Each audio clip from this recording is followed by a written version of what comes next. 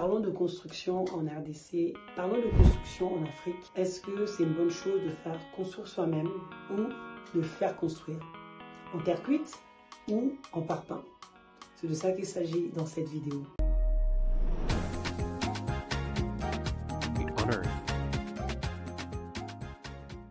Bonjour à tous, je m'appelle Bijou Kounsi, spécialiste en investissement immobilier et business en France et en RDC, consultante à la Chambre de métier de l'industrie de la RDC et de la France. Sur cette chaîne, nous parlons de business, nous parlons de l'immobilier, nous parlons de mindset.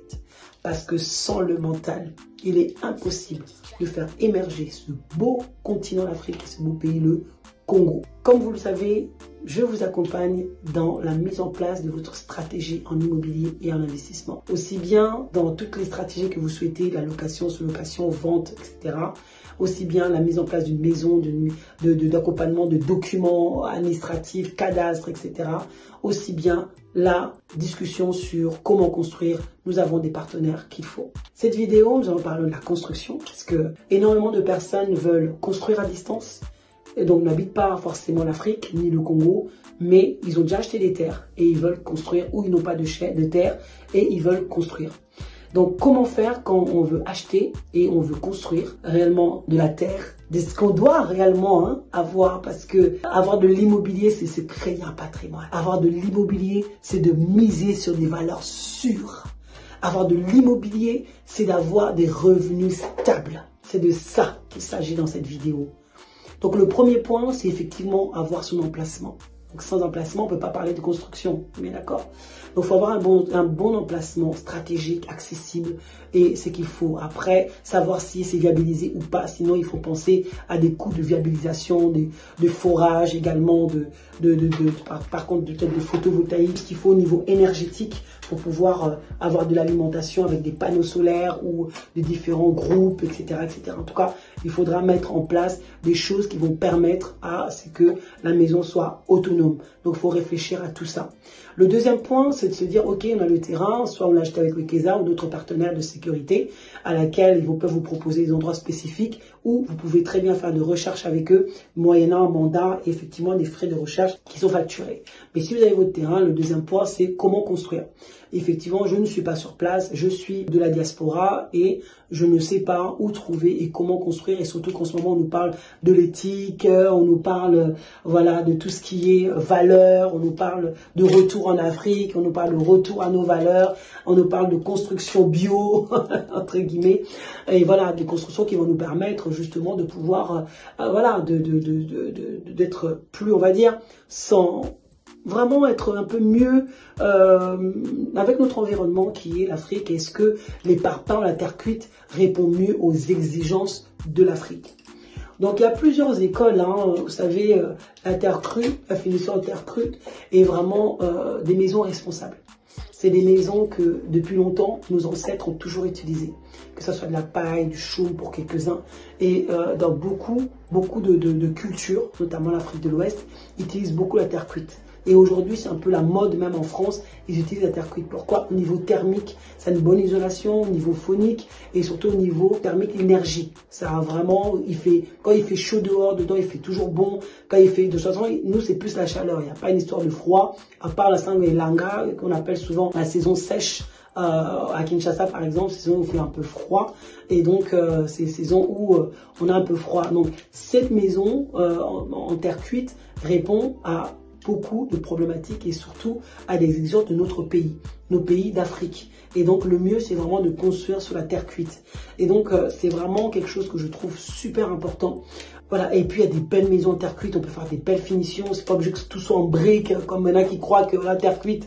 Et surtout, le problème, c'est que les locaux n'aiment pas la terre cuite, ils ont l'impression de les reculer, ils ont l'impression de construire comme un modèle à Kala, comme les anciennes maisons, alors qu'aujourd'hui, on fait des belles réalisations en terre cuite, en briques en terre cuite. Donc il y en a aussi au Congo, il y en a au Congo, il y en a en Kinshasa, en bas Congo, des constructions, des briques en terre cuite pour faire des réalisations juste magnifiques avec une finition magnifique et surtout au niveau thermique, c'est vraiment juste magnifique avec des phases. Donc vraiment on peut faire quelque chose de vraiment pas mal. Et c'est vrai que la plupart des personnes en deuxièmement construisent avec des parpaings. Les parpaings, c'est avec du ciment, effectivement mélangé, etc.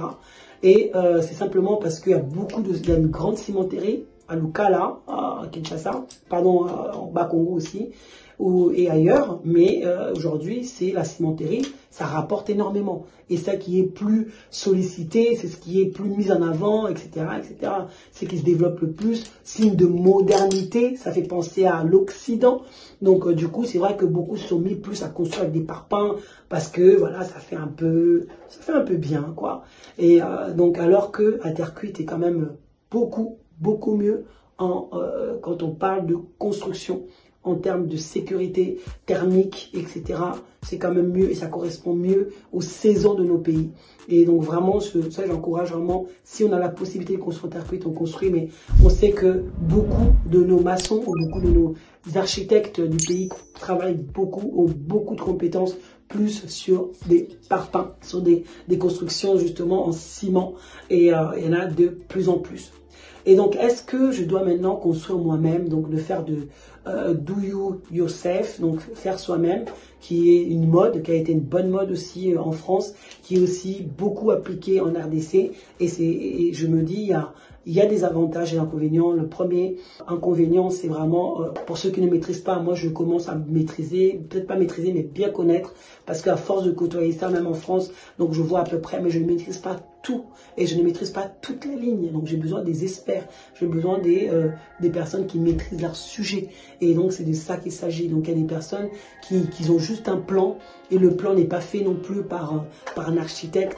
Ils ne sont pas venus voir la terre, et donc ils ont fait construire avec des personnes qu'on prend par le cousin qui nous dit « Ah tiens, prends telle personne, c'est un bon maçon qui a fait la maison d'un tel, je ne sais où. Est-ce que la maison était aux normes? Est-ce que c'était fait correctement? Est-ce que… » Donc tout ça, c'est des risques que nous prenons lorsque nous construisons tout seul. Ça peut bien se passer, il y a des personnes qui ont fait leur maison, ça s'est super bien passé, des gens qui ont fait leur immeuble, ça s'est très bien passé, mais d'autres ont fait des immeubles qui se sont écroulés, d'autres ont fait des immeubles, donc ils ont dû casser les escaliers au moins 3-4 fois, d'autres ont fait des balcons qui n'étaient pas corrects, qui n'étaient pas aux normes, ils ont dû refaire, et au final, le coût final de sa construction a coûté bien cher et a pris beaucoup d'années. Pourquoi? Parce qu'on a voulu du moins cher. Parce que généralement, quand on fait du soi-même, il ne faut pas se leurrer. C'est parce que simplement on veut le faire nous-mêmes, c'est simplement parce qu'on a peu d'argent et on doit descendre, on doit baisser les coûts, et on doit y arriver, et en faisant du do you yourself, et venir s'asseoir là tout le temps quand on vient de l'Occident, quand on est en vacances. On n'est plus en vacances, mais on est devenu inspecteur de chantier, on est devenu ingénieur, on est devenu architecte. On s'assoit là, on commence à passer sa journée là parce que on va nous voler des ciments, parce que les gens qui sont là ne sont pas sérieux, parce qu'on a peur que la maison est comme à la pente, que ça, voilà, et donc là, du coup, ça devient stressant. Il y a des gens qui ont fait des AVC, c'est prenant, c'est très prenant, parce qu'il faut gérer les humains, il faut gérer les sacs, il faut aller faire les courses. On ne maîtrise pas ça, on n'est pas né architecte, à moins que la personne est déjà dans le domaine. Ça, c'est normal, il peut prendre une équipe. Moi, je préconise vraiment de prendre des équipes. Il y a des équipes compétentes qui ne prennent pas forcément trop cher en RDC, et qu'on peut s'arranger et de faire de niveau par niveau et payer niveau par niveau. C'est beaucoup plus sécurisant, c'est moins fatigant, c'est moins stressant, et ça nous prend moins le chou, et ils peuvent vous construire aussi en terre cuite et aussi bien en parpaing. Donc aujourd'hui, vraiment, moi je préconise de passer par des entreprises, même si on peut payer, on peut vraiment faire sa construction en 5 ans. En travaillant avec des vrais professionnels, on leur donne notre plan d'action. On sait qu'à chaque fois, tous les trimestres, on envoie une somme d'argent, par exemple, ou tous les 6 mois, et on avance, on avance, on avance. Comme ça nous permet de ne pas stopper les chantiers. Quand on n'est plus là, ça bloque. Quand on est là, on amène une chaise. Et donc, c'est pas ça que j'appelle les vacances, c'est pas ça le business. Et c'est pas forcément ce qu'on a envie, à moins que ça soit ce que vous voulez. Mais je pense pas que c'est ce que vous voulez. Vous voulez partir, aller peut-être faire le tour de votre chantier, aller voir comment ça se passe, parler à un professionnel, voir ce qui va pas, parler avec lui pour qu'il puisse modifier. Parce que le bâtiment, faut dire ce qui est, il y a toujours des choses qui vont et des choses qui ne vont pas. Donc, c'est un peu partout pareil. Donc, il y a toujours aussi des défauts. Et ça, en Occident, on le voit aussi, c'est pas propre en Afrique. C'est pas propre au Congo.